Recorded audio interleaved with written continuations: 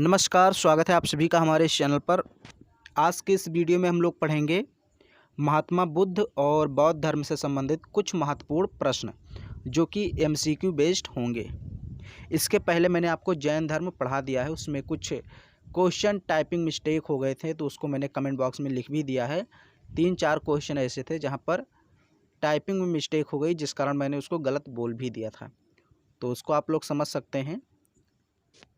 देखिए, सारे questions PDF के रूप में आपको टेलीग्राम चैनल पे मिल जाएंगे और टेलीग्राम चैनल की लिंक आपको डिस्क्रिप्शन बॉक्स में मिल जाएगी, तो जाके ज्वाइन कर लीजिए टेलीग्राम चैनल, वहाँ पे आपको ये पीडीएफ मिल जाएगा। अब देखिए, कहीं कहीं क्वेश्चन टाइपिंग मिस्टेक हो जाता है तो वहाँ पर मैं उसको गलत बोल भी देता हूँ, क्योंकि पढ़ाते वक्त इतना ध्यान नहीं रहता, तो उसको आप समझ सकते हैं। कहीं भी अगर गलती हो तो आप ज़रूर बताइए कमेंट बॉक्स में, मैं कोशिश करता हूँ कि गलत ना हो। बौद्ध धर्म और महात्मा बुद्ध जो हैं, इनसे संबंधित पहला प्रश्न आपका है कि बौद्ध धर्म के संस्थापक तथा प्रवर्तक कौन थे। अब इसमें ऑप्शन दिया सम्राट अशोक, गुरु नानक देव, गौतम बुद्ध, महावीर स्वामी। तो बहुत प्यारा सा और आसान सा आंसर इसका होगा गौतम बुद्ध। इन्हीं को आप महात्मा बुद्ध कहिए या गौतम बुद्ध कहिए। देखिए, जैन धर्म के संस्थापक महावीर जैन नहीं थे, लेकिन बौद्ध धर्म के संस्थापक महात्मा बुद्ध हैं, तो इसको आप ध्यान में रखना। फिर यहाँ पर दूसरा क्वेश्चन है, गौतम बुद्ध का जन्म कब हुआ था, आपको टाइम बताना है। तो ऑप्शन ए सही हो जाएगा। मैं सिर्फ और सिर्फ सही ऑप्शन आपको बता रहा हूँ, बाकी तीनों गलत हैं, उनको मैं नहीं बताऊँगा। ऑप्शन ए सही हो जाएगा। 563 ईसा पूर्व, 563 ईसा पूर्व गौतम बुद्ध का जन्म हुआ था। मतलब जब ईसा मसीह का जन्म हुआ उसके 563 वर्ष पहले ही इनका जन्म हो गया था। ईसा पूर्व का मतलब यही होता है, ईसा मसीह के जन्म के 563 वर्ष पहले। फिर यहाँ पर है, गौतम बुद्ध का जन्म कहाँ हुआ था। तो नेपाल में हुआ था, सभी लोग जानते हैं, नेपाल में। ये तीसरे का आंसर बी हो जाएगा। फिर यहाँ पर बुद्ध का अर्थ क्या होता है, चौथा क्वेश्चन है, बुद्ध का अर्थ क्या होता है। तो सीधे आप चले आइए, बुद्ध का अर्थ होता है जागृत, मतलब जो जागा हुआ है, ऐसा नहीं कि एकदम सोया हुआ है। तो बुद्ध का अर्थ होता है जागृत या फिर ज्ञान संपन्न। अब यहाँ जागने का मतलब ये नहीं है कि नींद से जागा है। जागने का मतलब सोचने समझने की उसकी क्षमता है, उसके अंदर ज्ञान है, जानकारी है। यहाँ पर जागने का मतलब ज्ञान संपन्न होता है। ओके, तो बुद्ध का अर्थ क्या होता है, ज्ञान संपन्न या फिर जागृत। फिर यहाँ पर है, एशिया का पुंज किसे कहा जाता है। तो ऑप्शन बी सही हो जाएगा, गौतम बुद्ध को। एशिया का पुंज गौतम बुद्ध को कहा जाता है। ये सारे 5 क्वेश्चन आपके हो गए हैं। अब हम लोग छठे क्वेश्चन की बात करते हैं। एक प्रश्न और बनता है यहाँ से, आप छठा नंबर देखिए। गौतम बुद्ध का जो प्रिय घोड़ा था, जिस पर बैठ कर के इन्होंने घर त्याग किया था, उस घोड़े का नाम क्या था। तो ऑप्शन सी सही हो जाएगा, कंथक। गौतम बुद्ध के प्रिय घोड़े का नाम था कंथक, इस बात को आप याद रखना। गौतम बुद्ध के पत्नी का क्या नाम था, 7वां क्वेश्चन है, गौतम बुद्ध के पत्नी का क्या नाम था। तो ऑप्शन डी सही हो जाएगा, सॉरी ऑप्शन सी सही हो जाएगा, यशोधरा। यशोधरा। और अगर मैंने जब आपको जैन धर्म पढ़ाया था तो वहाँ मैंने आपको बताया था कि जो महावीर स्वामी की माता है उनका नाम त्रिशला था और जो पत्नी है उनका नाम यशोदा था। तो महावीर स्वामी की पत्नी यशोदा और गौतम बुद्ध की पत्नी यशोधरा, थोड़ा सा आपको ऐसे कंपेयर करके पढ़ना है। फिर अगला प्रश्न है आपका, गौतम बुद्ध के पुत्र का क्या नाम था। गौतम बुद्ध के पुत्र का नाम क्या था। तो ऑप्शन बी सही हो जाएगा, राहुल। राहुल गौतम बुद्ध के पुत्र का नाम था। ये सारे क्वेश्चन आपको एज इट इज मिल जाएंगे ऐसे ही पीडीएफ के रूप में, फिर आप चलते फिरते इसको आराम से पढ़ सकते हैं कहीं भी। महात्मा बुद्ध को किस वृक्ष के नीचे ज्ञान प्राप्त हुआ था। सागौन का वृक्ष था, पीपल का वृक्ष था, नीम का वृक्ष था, बरगद का वृक्ष था। तो यहाँ पर पीपल का वृक्ष था, उसी के नीचे महात्मा बुद्ध को ज्ञान प्राप्त हुआ था। तो पीपल का वृक्ष ध्यान में रखिएगा। फिर है यहाँ पर गौतम बुद्ध को किस नदी के किनारे ज्ञान प्राप्त हुआ था? तो पुनपुन नदी, एक नदी क्या है? पुनपुन। अब हो सकता है कहीं कहीं इसका नाम कुछ दूसरा दिया हो, लेकिन ध्यान में रखिए पुनपुन नदी के किनारे गौतम बुद्ध को ज्ञान प्राप्त हुआ था। अब यहाँ ऑप्शन में मैंने एक ही नाम इसका लिखा है, बाकी हो सकता है आप लोग कहीं किताबों में इसका कोई दूसरा नाम पढ़े हो, तो उसे भी पुनपुन ही कहते हैं। मुझे इस समय याद नहीं आ रहा है इसका दूसरा नाम। फिर है गौतम बुद्ध को ज्ञान की प्राप्ति कहाँ हुई थी? तो बोध गया। बोध गया, और बोध गया कहाँ है? तो बिहार में है। तो इतना जानिए, गौतम बुद्ध को ज्ञान की प्राप्ति बोध गया में पीपल वृक्ष के नीचे हुई थी। किस नदी के तट पर? तो पुनपुन नदी के तट पर। फिर है यहाँ पर गौतम बुद्ध ने कितने वर्ष की अवस्था में गृह त्याग किया था? मतलब ये कितने साल के थे जब इन्होंने अपना घर छोड़ा था? तो ये उस समय 29 वर्ष के थे। ऑप्शन बी सही हो जाएगा। ये 29 वर्ष की अवस्था में अपना घर छोड़ दिए थे। फिर यहाँ पर 13 नंबर प्रश्न है, गौतम बुद्ध के गृह त्याग की घटना को क्या कहा जाता है? ये प्रश्न महत्वपूर्ण है, आ सकता है। गौतम बुद्ध ने जब अपने घर को छोड़ा या घर त्याग किया, तो उस घटना को क्या कहते हैं? उसको बोलते हैं महाविनिष्क्रमण। ऑप्शन बी सही हो जाएगा, महाविनिष्क्रमण उसको बोलते हैं, जब इन्होंने अपने घर को या गृह को त्याग किया। गृह त्याग की जो घटना है उसको महाविनिष्क्रमण बोलते हैं। ऑप्शन बी सही हो जाएगा।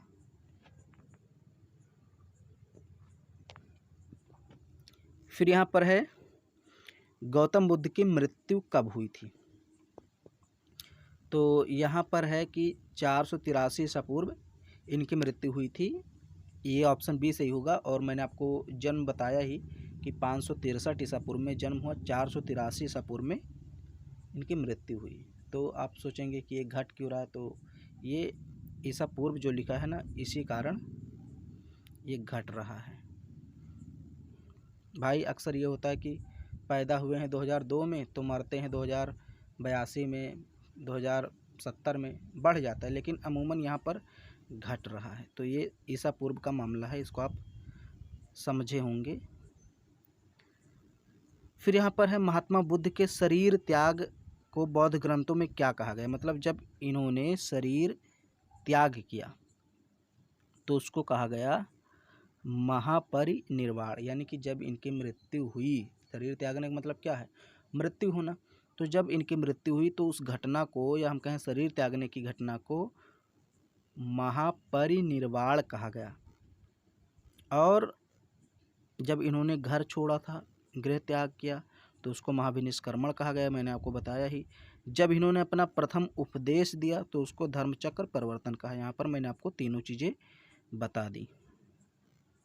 प्रथम उपदेश क्या था? धर्मचक्र परिवर्तन। 16 नंबर का प्रश्न है, गौतम बुद्ध की मृत्यु कहाँ हुई थी? तो कुशीनारा में हुई थी। कुशीनारा में। ऑप्शन ए सही हो जाएगा। बाकी तीनों ऑप्शन गलत हैं, उस पर आपको ध्यान नहीं देना है। अब ये देखिए, यहाँ पर है, निम्नलिखित में से कौन सा कथन सत्य है? कौन सा कथन गलत है? सत्य नहीं पूछा, यहाँ पर असत्य पूछा। मतलब कौन सा कथन गलत है, आपको गलत वाला बताना है। जो 3 सही हैं वो नहीं बताना है, वो तो सही होंगे ही होंगे, जो गलत हो बता दीजिए। तो देखिए, इनके जो पिता थे, मतलब गौतम बुद्ध के जो पिता थे शुद्धोधन थे, बिल्कुल सही है।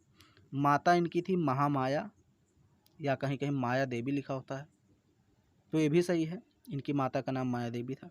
इनकी मौसी थी प्रजापति गौतमी, तो ये भी सही है। तीनों सही है। पिता शुद्धोधन, माता महामाया, मौसी प्रजापति गौतमी, तीनों सही है, लेकिन आपको बताना है गलत। तो ये चौथा गलत होगा। अब क्यों गलत होगा? क्योंकि गौतम बुद्ध के पुत्र का नाम रोहित नहीं था। मैंने आपको अभी अभी बताया है, पीछे जाके देखिए, राहुल था। इनके पुत्र का नाम क्या था? राहुल, जबकि यहाँ रोहित लिखा हो, तो ये गलत हो जाएगा। थोड़ा सा आप कंफ्यूज हो सकते हैं रोहित राहुल, लेकिन ध्यान दीजिए इस पर।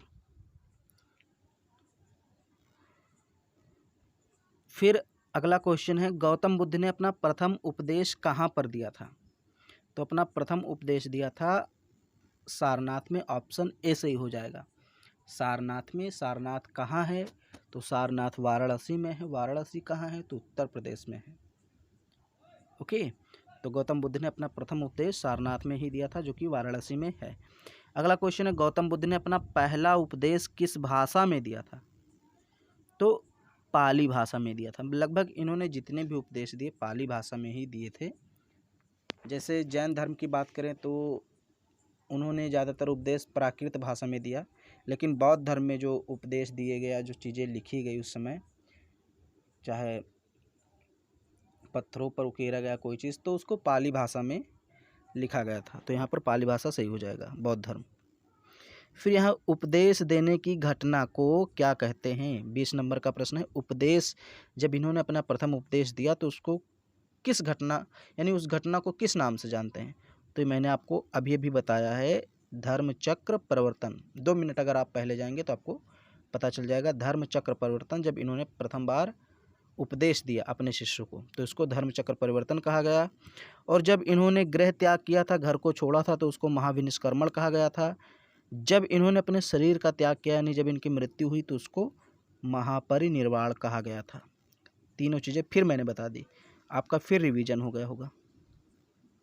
फिर अगला प्रश्न है, गौतम बुद्ध का वास्तविक नाम क्या था? वास्तविक नाम कहने का मतलब इनके बचपन का नाम क्या था?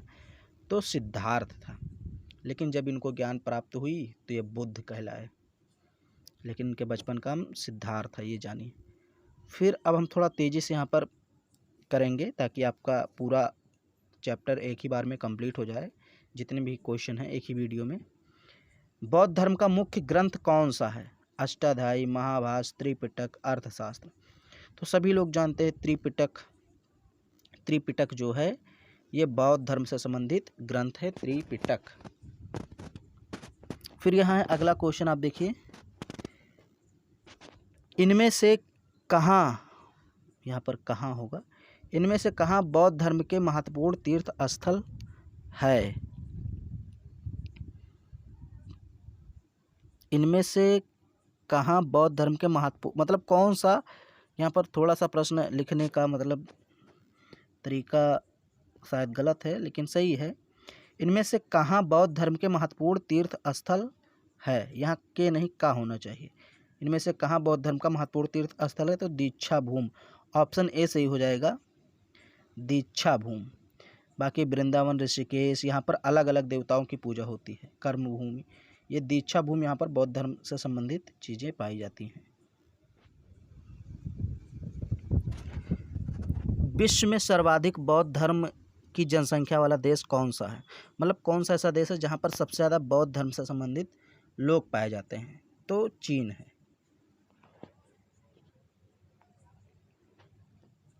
सबसे ज़्यादा बौद्ध धर्म के मानने वाले, या हम कहें बौद्ध धर्म के अनुयायी, चाइना में पाए जाते हैं। फिर है अगला क्वेश्चन, नालंदा और विक्रमशिला विश्वविद्यालय किस धर्म के शिक्षा के प्रधान थे? तो सिंपल सी बात है, बौद्ध धर्म, ऑप्शन ए सही होगा। जो बौद्ध धर्म था, बौद्ध धर्म से सारी चीज़ें नालंदा विश्वविद्यालय और विक्रमशिला विश्वविद्यालय में पढ़ाई जाती थी, तो ये बहुत महत्वपूर्ण केंद्र था बौद्ध धर्म का। फिर अब बुद्ध का विवाह कितने वर्ष की आयु में हो गया था? यानी कितने वर्ष के थे महात्मा बुद्ध जब इनका विवाह हुआ था? तो ऑप्शन बी 16 वर्ष के थे। 16 वर्ष के थे तब इनका विवाह हो गया था। अब यहाँ देखिए, निम्नलिखित में से कौन सा कथन गलत है? आपको गलत वाला बताना है, सही नहीं बताना है। जो सही है वो तो सही होंगे, जो गलत है वो बता दीजिए। तो देखिए ऑप्शन ए है, जब इनका जन्म हुआ, यानी इनके जन्म को किस प्रतीक चिन्ह से दर्शाते हैं? कमल और सांड। कमल और सांड। जब इन्होंने गृह त्याग किया तो उसे किस प्रतीक चिन्ह से दर्शाते हैं? घोड़े से। ये भी सही है, यानी दोनों सही है। फिर तीसरा है ज्ञान। जब इनको ज्ञान की प्राप्ति हुई, तो चूँकि ज्ञान की प्राप्ति इनको पीपल वृक्ष के नीचे हुई थी, जिसको हम बोधि वृक्ष आज कहते हैं, तो इसलिए इनका जो प्रतीक चिन्ह था वहाँ पर वो भी पीपल वृक्ष था, यानी कि इनके ज्ञान प्राप्ति को पीपल के वृक्ष से दर्शाया गया है। लेकिन जब इनको निर्वाण प्राप्त हुआ तो स्तूप से नहीं दर्शाया गया था। ये एक पद चिन्ह है, इनके साथ पैरों के निशान है, उससे दर्शाया गया था, इसलिए आपका ऑप्शन चौथा गलत हो जाएगा। निर्वाण जब प्राप्त हुआ तो पद चिन्ह से दर्शाया गया था, तो आप देख लीजिए स्तूप नहीं होगा, तो ये आपका चौथा ऑप्शन गलत है, बाकी तीनों सही हैं। फिर यहाँ देखिए, ये देखिए यहाँ पर क्वेश्चन उससे संबंधित आ भी गया। बुद्ध से संबंधित कौन सा कथन सत्य है? यहाँ आपको सत्य बताना है। तो जब इनकी मृत्यु हुई तो उसको स्तूप से दर्शाया गया। अब यहाँ देखिए मैंने निर्वाण को स्तूप से बता दिया, इसलिए गलत हो गया था। तो आप समझ में आ गया होगा, जब इनकी मृत्यु हुई तो उसको स्तूप से दर्शाया गया, और जब इनको निर्वाण प्राप्त हुआ यानी मोक्ष प्राप्त हुआ तब इनको पदचिन्ह, इनके पदचिन्ह से दर्शाया गया, जो कि मैंने आपको अभी बताया है। तो ये दोनों सही हैं, यानी ए और बी सही होगा, ऑप्शन सी। तो यहाँ पर 28 का ऑप्शन सी सही होगा, ए और बी दोनों सही हैं। 29 नंबर का प्रश्न है, कितने वर्ष ध्यान करने के बाद बुद्ध को ज्ञान प्राप्त हुआ? कितने वर्ष? देखिए अभी एक क्वेश्चन जस्ट मतलब 2-3 मिनट पहले मैंने पूछा था कि कितने वर्ष की आयु में इन्होंने गृह त्याग किया, तो 29 वर्ष। अब यहाँ पूछा कितने वर्ष इन्होंने तपस्या की जब इनको ज्ञान प्राप्त हुआ, तो इन्होंने 6 वर्ष तपस्या की थी, यानी कि 29 वर्ष के थे तब इन्होंने गृह त्याग किया, 6 वर्ष इनको लगे, तो 29 3 हो गए आपके 35, यानी जब ये 35 साल के हुए तब इनको ज्ञान की प्राप्ति हो गई। फिर यहाँ पर अगला क्वेश्चन है, बहुत ही अच्छा प्रश्न है, इसको ध्यान से पढ़िएगा, यहाँ पर बहुत सारी जानकारी आपको मिलेगी। 30 नंबर का प्रश्न, निम्न में से कौन सा कथन सत्य नहीं है? यानी कौन सा कथन गलत है, आपको गलत कथन यहाँ पर बताना है। तो पहला देखिए, बुद्ध ने यानी महात्मा बुद्ध जी ने सारनाथ में 5 ब्राह्मणों को अपना प्रथम उपदेश दिया। बिल्कुल सही है, ये कथन बिल्कुल सही है, क्योंकि सर्वप्रथम महात्मा बुद्ध ने सारनाथ में अपना प्रथम उपदेश दिया था और 5 ब्राह्मणों को दिया था, तो ये कथन बिल्कुल सही है। बुद्ध ने सर्वप्रथम तपस्सु एवं भल्लिक नामक 2 शूद्रों को बौद्ध धर्म का अनुयायी बनाया, ये भी बात बिल्कुल सही है। 2 शूद्र थे, एक तपस्सु एवं भल्लिक, इनको सबसे पहले बौद्ध धर्म का अनुयायी बनाया था, जो कि शूद्र थे, तो ये दूसरा कथन भी सही है। अब तीसरा देखिए, वैशाली के लिच्छवियों ने बुद्ध को कुटाग्रशाला नामक विहार दान में दिया, ये भी सही है। अब चौथा देखिए, राजगृह में अजातशत्रु ने बुद्ध को वेणुवन विहार दान में दिया। राजगृह में अजातशत्रु ने बुद्ध को वेणुवन विहार दान में दिया, ये गलत है, इसलिए आपका ऑप्शन डी सही हो जाएगा, क्योंकि वो गलत ही पूछ रहा था, तो ये गलत है कथन। आप इसको ध्यान में रखिए कि अजातशत्रु ने बुद्ध को वेणुवन विहार दान में नहीं दिया था, कोई और शासक था, मुझे उसका नाम नहीं याद आ रहा है, लेकिन अजातशत्रु नहीं था। बुद्ध के शिष्य का नाम क्या था? तो आनंद। बुद्ध के शिष्य का नाम था आनंद। 31 नंबर प्रश्न का आंसर ए होगा। पहले ये था कि भाई महिलाओं को बौद्ध धर्म में प्रवेश की अनुमति नहीं दी गई थी, लेकिन आनंद ने बार बार जब अपने गुरु से कहा, महात्मा बुद्ध से कहा कि महिलाओं को भी आने की अनुमति दीजिए, उनको भी भिक्षु बनाइए, अनुयायी बनाइए, तो फिर महिलाओं के लिए भी द्वार खोल दिए गए थे, तो आनंद के कहने पर ही खोले गए थे। बहुत प्रिय शिष्य थे बुद्ध के। अगला क्वेश्चन है, बुद्ध की अंगुलीमाल डाकू से मुलाकात कहाँ हुई?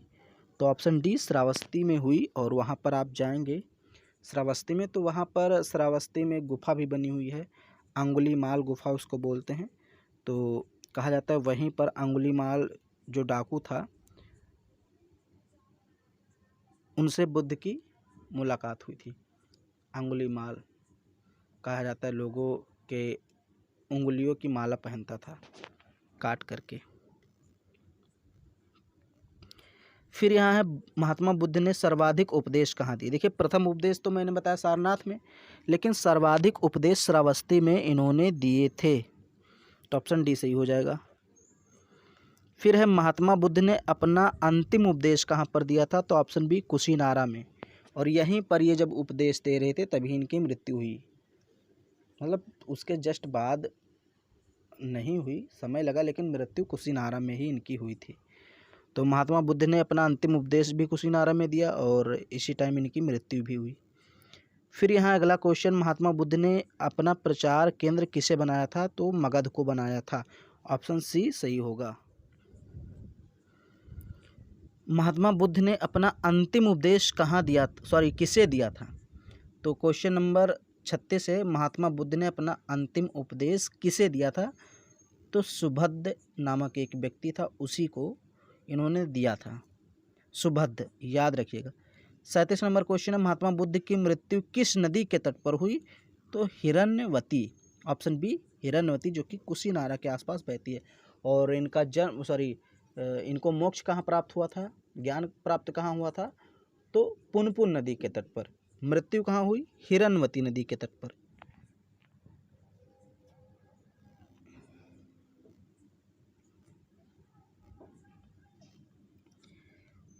महापरिनिर्वाण के बाद बुद्ध की अस्थियों को कितने जगह भेजा गया? तो ऑप्शन ए हो जाएगा 8।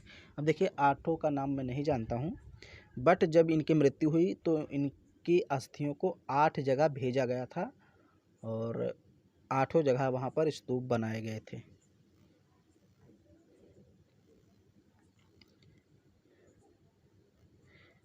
अब उसमें कुछ जैसे मगध है, कुशीनारा है, पावा यहाँ पर भेजा गया था, मुझे 8 नाम नहीं याद है।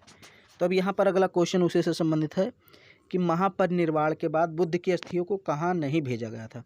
तो श्रावस्ती में नहीं भेजा गया था। इसमें जो 4 ऑप्शन दिए हैं, देखिए, मगध में भेजा गया था, कुशीनारा में भेजा गया था, पावापुरी में भेजा गया था, लेकिन श्रावस्ती में इनकी अस्थियों को नहीं भेजा गया।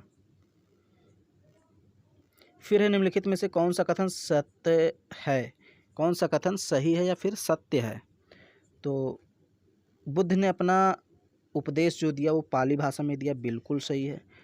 बुद्ध ईश्वर व वेद की सत्ता को अस्वीकार करते हैं, मतलब इनका मानना यह है कि ईश्वर नहीं है, ऐसी कोई सत्ता नहीं है, यानी कि जिसने वेदों को लिखा हो। भाई, ऐसा लोग मानते हैं कि वेद ईश्वरीय है, मतलब उसको ईश्वर ने लिखा है, लेकिन बुद्ध धर्म में लोग ऐसा नहीं मानते। बौद्ध धर्म मानता था कि वेद को किसी इंसान ने लिखा, ना कि कोई ईश्वर ने इसको लिखा है, क्योंकि वो ईश्वर की सत्ता को अस्वीकार करते हैं, नहीं मानते हैं। बुद्ध ने कार्य कारण का सिद्धांत दिया, बिल्कुल सही। इन्होंने कहा भाई, जैसा आप कार्य करेंगे उसी हिसाब से आपको फल मिलेगा, यानी कार्य कारण का सिद्धांत इन्होंने दिया था। तो उपरोक्त सभी कथन यहाँ पर सत्य हैं। अगला क्वेश्चन है, बौद्ध के त्रिरत्न में कौन शामिल नहीं है? तो मैंने आपको बताया था, त्रिपिटक जो है उसमें बौद्ध, धम्म, संघ ये तीनों शामिल हैं, लेकिन दर्शन नहीं शामिल है। तो त्रिरत्न में दर्शन नहीं शामिल है। अगला प्रश्न है, बौद्ध धर्म में कितने अष्टांगिक मार्ग बताए गए हैं? तो नाम से ही पता चलता है, अष्टांगिक मतलब 8 मार्ग बताए गए हैं। बौद्ध धर्म में कितने शील बताए गए हैं? तो 10 शील बताए गए हैं। ये सारी चीज़ें आप जब डिटेल में पढ़ेंगे तो वहाँ पर आपको पता चलेगा कि बौद्ध धर्म में शील का क्या अर्थ होता है, या फिर त्रिरत्न का क्या अर्थ होता है, महाव्रत और ये सारी चीज़ें हैं, इनका क्या अर्थ होता है, सब कुछ वहाँ पर बताया गया है। बौद्ध दर्शन में क्या शामिल नहीं है? मतलब कौन सा कथन है जो बौद्ध धर्म में नहीं माना जाता है? तो पहले जो माना जाता है वो देख लीजिए। देखिए, संसार में कोई भी चीज़ स्थिर नहीं है, ये बिल्कुल सही है। बौद्ध धर्म में इसको माना जाता है भाई, कि संसार में हर एक चीज़ चेंज होती रहती है, स्थिर नहीं है। दूसरी बात इन्होंने कही कि आत्म चेतना पर सर्वाधिक बल, ये भी बात सही है, बौद्ध धर्म से मेल खाती है। तीसरा है, संसार की समस्त वस्तुएं सत्ताहीन है। सत्ताहीन का मतलब ऐसा नहीं कि उसको किसी ईश्वर ने बनाया है या कोई दैवीय है, ऐसा इन्होंने कहा नहीं है, यानी कि सत्ताहीन है, उसकी कोई सत्ता नहीं है। तो ये तीनों बातें नीचे वाली सही हैं, लेकिन वो पूछा है कि कौन सी शामिल नहीं है? तो जो ऊपर वाला है वो शामिल नहीं है, ईश्वरीय सत्ता में विश्वास, यानी कि ये गलत कथन हो गया, क्योंकि बौद्ध धर्म ईश्वर में विश्वास नहीं करता था। यहाँ तो लिखा करता था, तो इसलिए गलत हो गया। 45 नंबर का प्रश्न है, निम्न में से कौन सा कथन सही है? एक तरफ संप्रदाय दिया है, दूसरी तरफ उसके संस्थापक का नाम दिया है, आपको बताना है कौन सा सही है। आजीवक संप्रदाय के संस्थापक मक्खली गोसाल। घोर अक्रियवादी एक संप्रदाय था, इसके संस्थापक पूरन कश्यप। संदेहवादी जो संप्रदाय था, इसके संस्थापक संजय वेलदुपुत्र। नाम थोड़ा अजीब है, बट ये तीनों कथन सही, यानी उपरोक्त सभी कथन सही हैं, तो इसको आप याद कर लीजिएगा। आजीवक संप्रदाय मक्खली गोसाल, घोर अक्रियवादी पूरन कश्यप, संदेहवादी संजय वेलदुपुत्र। फिर है बौद्ध संघ की सदस्यता लेने वाले को कितने वर्ष बाद भिक्षु का दर्जा मिलता है।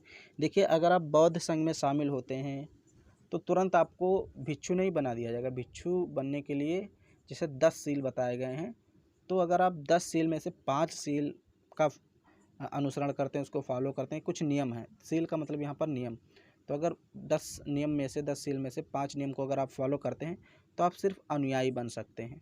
और अगर आप 10 फॉलो कर लिए गए, 10 को अनुसरण करते हैं, पालन करते हैं, तो आप भिक्षु बन सकते हैं। तो शुरुआत में तो कोई भिक्षु नहीं बनता, सब लोग अनुयायी बनते हैं। अगर आपको भिक्षु बनना है तो 10 नियम आपको पालन करने पड़ेंगे। ये डिटेल में आप पढ़ेंगे तब पढ़ाया जाएगा कि वो 10 नियम कौन कौन से हैं। यहाँ पर ऑप्शन में बस इतना ही जानिए कि 10 नियम का पालन करेंगे तो आप भिक्षु बन जाएंगे। बौद्ध संघ में प्रविष्ट होने को क्या कहते हैं। जब आप बौद्ध धर्म में शामिल होते हैं तो उस घटना को उपसंपदा कहते हैं। जब आप बौद्ध धर्म में शामिल होते हैं कि हाँ मैं बौद्ध धर्म अपना रहा हूँ, तो उस घटना को, उस प्रक्रिया को उपसंपदा कहते हैं। अगला क्वेश्चन है बौद्ध संघ की संरचना किस पर आधारित थी। गणतंत्र पर आधारित थी। बौद्ध संघ की संरचना किस सिद्धांत पर आधारित थी। गणतंत्र पर। ऑप्शन ए सही हो जाएगा। अगला क्वेश्चन देखिए, निम्नलिखित में से कौन सा कथन सत्य नहीं है। आपको क्या बताना है, कौन सा सत्य नहीं है। तो जो पहले सत्य है उसको पढ़ लेते हैं। बौद्ध संघ में प्रवेश लेने वाले को पहले श्रमण का दर्जा मिलता है। देखिए अगर आप पहले एकदम प्रवेश लेंगे तो सबसे पहले आपको श्रमण का दर्जा मिलेगा। श्रमण, आपको श्रमण कहा जाएगा। बौद्ध संघ का दरवाज़ा हर जातियों के लिए खुला था। ये भी कथन सही, यानी उपरोक्त 2 सही हैं। तीसरा है संघ की सभा में प्रस्तुत पाठ को अनुशासन कहा जाता था। ये भी सही है, यानी जब संघ होती थी, संगठन होता था, लोग आते थे, तो उसमें जो पाठ बोला जाता था, जो प्रार्थना या प्रस्तुत की जाती थी सभा में, संगठन में, उसको अनुशासन बोला जाता था। ये बात सही है, यानी उपरोक्त तीनों सही हैं। अब चौथा देखिए, संघ में अल्पवयस्क, चोर, हत्यारा, दास, रोगी व्यक्ति को भी प्रवेश मिल जाता था। ये कथन गलत है, क्योंकि बौद्ध धर्म में जो संघ या सभा होता था उसमें अल्पवयस्क, चोर, हत्यारा, दास, रोगी, इस प्रकार के जो व्यक्ति हैं इनको कोई जगह नहीं दी जाती थी, जबकि यहाँ क्या लिखा है, मिल जाता था। तो ये कथन गलत है। अगला क्वेश्चन है, निम्नलिखित में से कौन सा जोड़ा सही नहीं है। आपको बताना है सही नहीं है। तो देखिए मेधि, मेधि का अर्थ होता है स्तूप का चबूतरा। जैसे जब आप स्तूप देखते हैं तो उसमें कई प्रकार की डिजाइनें, आकृतियाँ बनी होती हैं, तो जो मेधि होता है उसका मतलब क्या होता है, स्तूप का चबूतरा, यानी कि जो ऐसे एक चौखटा बना होता है, फिर इस पे स्तूप वगैरह बना होता है सब कुछ, तो ये जो चबूतरा है इसको बोलते हैं मेधि। अब स्तूप के शिखर के ऊपर अस्थि रखने के लिए एक ऐसे बनाई जाती है, कुछ इस टाइप से ऐसे, तो उसको हर्मिका बोलते हैं। ये भी सही है।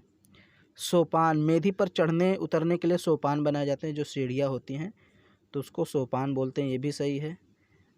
फिर डी देखिए, वेदिका, अर्धगोलाकार हिस्सा, इसको वेदिका नहीं बोलते हैं। जो अर्धगोलाकार हिस्सा होता है इसको अंड बोलते हैं। तो ये आपका ऑप्शन डी यहाँ पर होगा। कौन सा पवित्र बौद्ध स्थल उत्तर प्रदेश में नहीं है। तो आपको बताना है कौन सा जो पवित्र बौद्ध स्थल है वो उत्तर प्रदेश में नहीं है, बल्कि कुछ कहीं और है, लेकिन उत्तर प्रदेश में नहीं है, आपको बताना है। तो धमेक स्तूप तो उत्तर प्रदेश में है बिल्कुल। फिर है चौखंडी स्तूप, ऑप्शन बी, ये भी है। धर्मराज का स्तूप, ये भी उत्तर प्रदेश में, लेकिन महाबोधि मंदिर ये उत्तर प्रदेश में नहीं है। महाबोधि मंदिर उत्तर प्रदेश में नहीं है। फिर यहाँ पर देखिए, प्रथम बौद्ध संगीति कहाँ हुई थी। तो ऑप्शन सी, राजगृह में हुई थी। ऑप्शन सी, राजगृह में प्रथम बौद्ध संगीति हुई थी, इसको ध्यान में रखिएगा।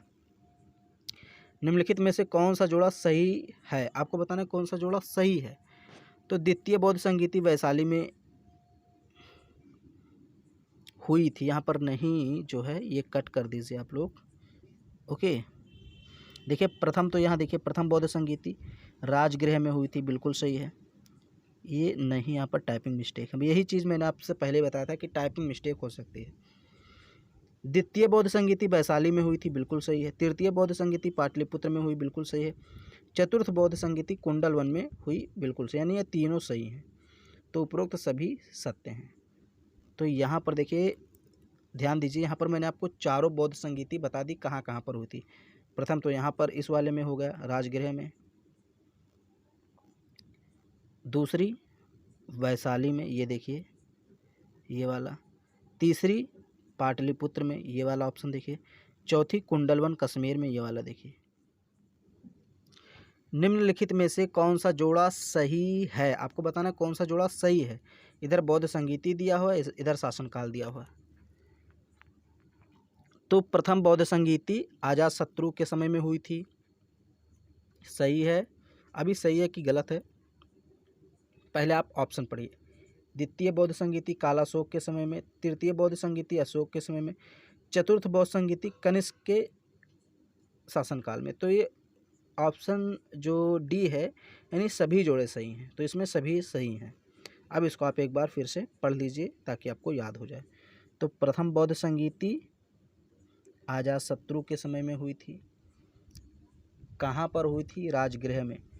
दूसरी बौद्ध संगीति कालाशोक के समय में, कहाँ पर, वैशाली। तीसरी बौद्ध संगीति अशोक के समय में, कहाँ पे, पाटलिपुत्र में। चौथी बौद्ध संगीति कनिष्क के शासनकाल में कहाँ पर हुई थी, तो कुंडलवन कश्मीर में हुई थी। फिर यहाँ पर है प्रथम बौद्ध संगीति के अध्यक्ष कौन थे, तो ऑप्शन ए सही हो जाएगा, महाकश्यप। उस व्यक्ति का नाम था महाकश्यप, जो कि प्रथम बौद्ध संगीति का अध्यक्ष था।